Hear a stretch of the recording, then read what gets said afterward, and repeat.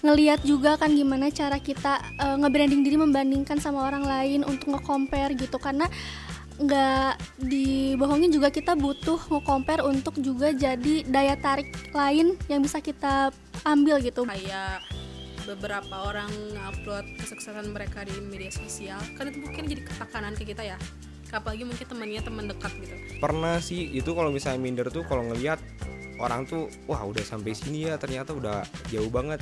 Balik lagi ke perspektif kita dengan nanggepin dari suatu postingan. Kalau kita nganggapnya tekanan pasti di dalam otak kita itu sebagai tekanan. Cuman kalau itu dijadikan sebagai motivasi, ya kita akan termotivasi dari postingan itu. Kan tapi hidup tuh bukan balapan ya Kang ya. Tiap orang punya bisnisnya masing-masing. Jadi ya jadiin motivasi.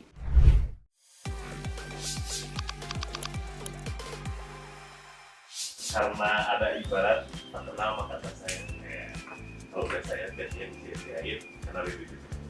Oke, halo semuanya, perkenalkan nama aku Nazifa Aurora. Teman-teman ataupun beberapa orang yang baru kenal biasanya manggil aku Nazifa atau Nanas. Aku umurnya 19 tahun, sekarang kuliah di Universitas Pasundan. Untuk kesibukan selain kuliah, aku juga ikut berbagai organisasi di internal atau di luar kampus juga. Selain lagi itu aku juga freelance. Aku freelance model, muse, terus nari juga. Tradisional. Jaipong. Perkenalkan, nama aku Anissa. Di sini Anissa, aku fresh graduate dari Pasundan University, jurusan Ilmu Komunikasi. Terus untuk kesibukan aku sekarang lagi internship di salah satu coffee shop di Bandung sebagai social media marketing. Terus aku asli orang Bandung, tinggalnya di Cileunyi gitu. Sebelumnya kenalin, nama aku Aditya Satya Purbandian. Aku mahasiswa aktif di Universitas Padjadjaran. Untuk kesibukan sekarang, sibuknya lagi magang sama lagi nge-freelance. Perkenalkan, nama saya Jurul Gani, kuliah di Universitas Padjadjaran, jurusan Manajemen Produksi Media. Saya orang asli Bandung. Semester berapa? Semester 8. Lagi magang di Humas Jabar. Baik, keren. Nanas, jadi ini mau kata terkait dengan media sosial. Sebenarnya Nanas ini sendiri seberapa sering kita buka sosmed, bangun tidur buka sosmed atau seperti apa? Kayaknya gak aku doang, karena mungkin aku juga di sini kebutuhannya branding. Kalau seberapa sering mungkin 24 jam sih ya. Lumayan sering, karena ya butuh hiburan juga ya dari piku kerjaan atau dunia lah. Dari aku freelance dan lain sebagainya, pasti buka sosmed itu udah sering banget. Apalagi kebutuhan aku sekarang fokusnya itu di sosmed sih. Karena mungkin kebutuhan pekerjaan juga, yang mana aku di media sosial itu harus mencari ide-ide konten. Jadi aku hampir mungkin 24 jam aku pegang handphone dan lihat media sosial kayak gitu. Kecuali tidur. tidur makan nonton.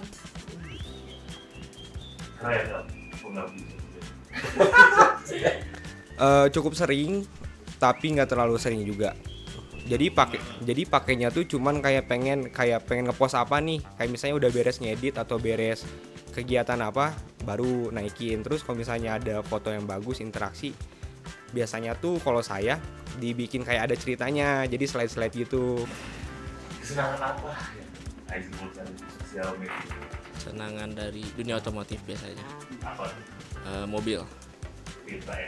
Fitra Eri atau Motomobi, kadang-kadang garasi drift. Aku suka misalnya lebih ke nonton film, terus cari referensi film, terus juga aku pengen tahu nih apakah ada berita terkini tuh apa aja. Jadi aku suka banget lihat mungkin salah satu media sosialnya kayak TikTok sama Instagram gitu.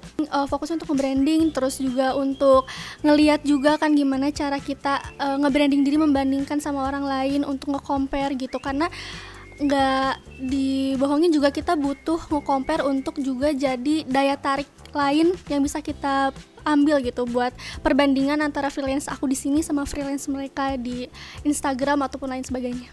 Nah, selama kamu scroll, pernah nggak sih kamu merasa minder atau mentalmu aja? Kamu Insecure gitu ya? Insecure. Pasti pernah ya, karena mungkin kebanyakan wanita gitu ya, wanita di zaman sekarang itu kebanyakan kenal sama kata insecure gitu. Mungkin insecure-nya ngelihat cewek-cewek cantik gitu ya di TikTok gitu, apalagi suka ngelewat. Nah, Dari gaya hidup paling mindernya tuh dari apa ya, outfit yang dia pakai atau ya liburannya kemana gitu. Kadang suka minder karena belum bisa gitu sampai situ. Pernah sih itu, kalau misalnya minder tuh kalau ngelihat orang tuh wah udah sampai sini ya, ternyata udah jauh banget. Pasti tuh nggak akan pernah hilang rasa minder antara di aku sama orang lain, pasti itu selalu ada sih Kak. Kan tapi hidup tuh bukan balapan ya Kang ya, tiap orang punya bisnisnya masing-masing, jadi ya jadiin motivasi. Makanya kalau misalkan aku minder, cara ngatasinnya aku off dulu di Instagram, fokus sama diri sendiri. Terus aku biasanya cerita sama orang-orang terdekat gitu, kayak bukan butuh validasi untuk hal-hal negatif, tapi butuh validasi untuk lebih meningkatkan kepercayaan diri aku gitu. Kayak orang-orang yang bilang, "Nas, Kamu kuat, kamu bisa gitu. Kamu selalu akan ada hal-hal lebih yang kamu punya dari orang lain. apa yang kamu lakukan kalau merasa tertekan saat bermain?"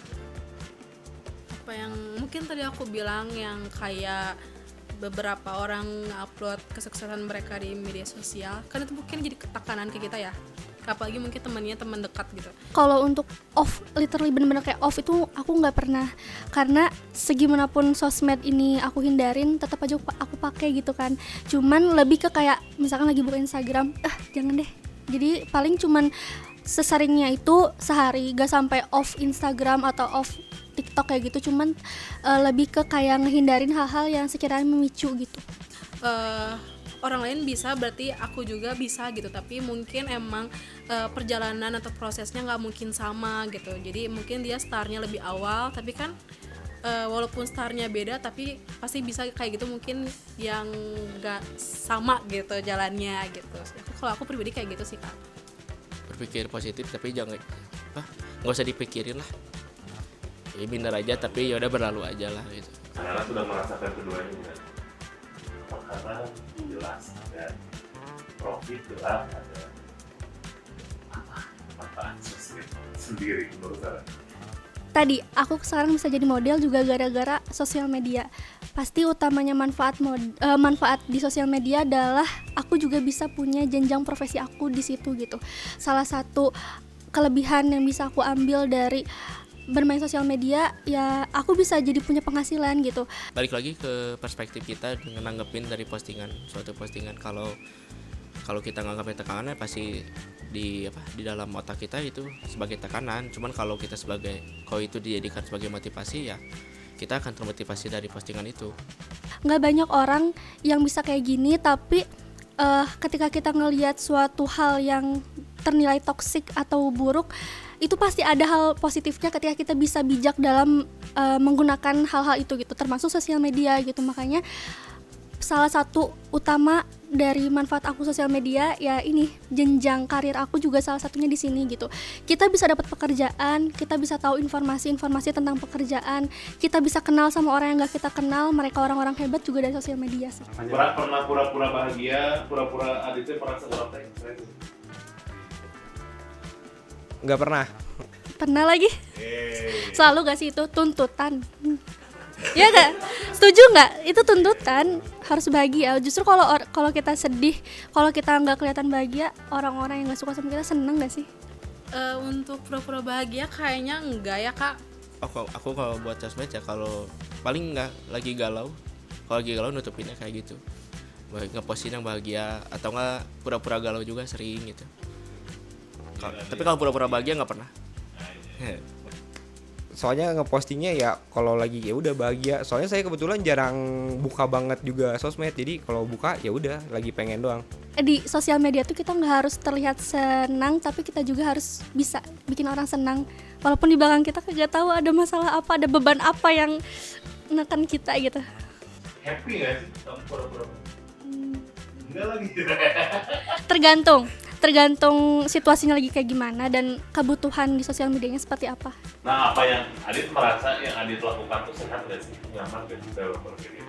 Kalau menurut saya pribadi sih nyaman dan sehat juga, karena ya yang pertama itu kan kesenangan sendiri, terus kayak nyalurin aja gitu, bisa apa bisa apanya tanpa harus ngomong gitu Kang.